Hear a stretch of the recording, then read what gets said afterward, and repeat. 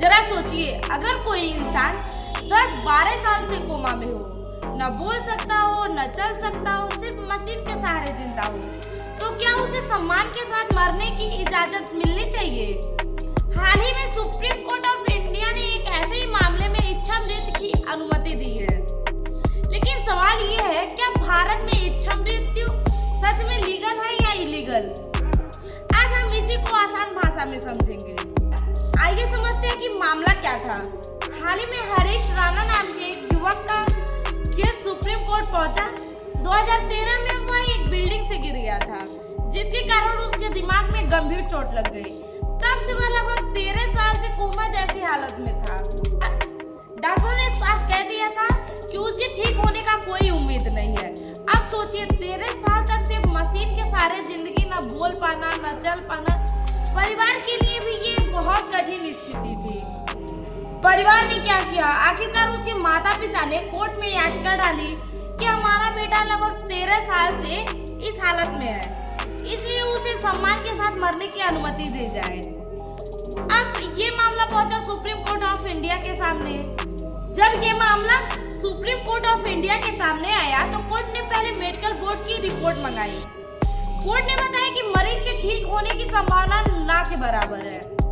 इसके बाद supreme court ने कहा कि ऐसी परिस्थिति में पैसिव एथोनेसिया की अनुमति दी जाती है, यानी मरीज को सीधे मरना नहीं, लेकिन लाइफ सपोर्ट सिस्टम हटाने की अनुमति दी जा सकती है।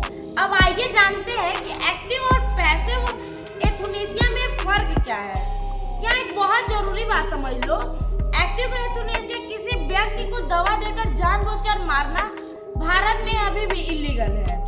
पैसिव एथोनेसिया मशीन या लाइफ सपोर्ट हटाना कुछ शर्तों के साथ यह लीगल है।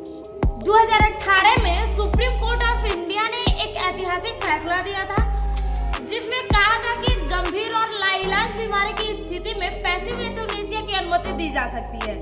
साथ ही एक और चीज लागू की गई थी, जिसको कहते हैं लिविंग विल। लिविंग विल है क्या? होती क्या है? लिविंग विल का मतलब होता है कोई व्यक्ति पहले से लिख कर दे सकता है कि अगर भविष्य में वह ऐसी हालत में पहुंच जाए जहां ठीक होना संभव न हो, तो उसे कृत्रिम तरीके से जिंदा न रखा जाए।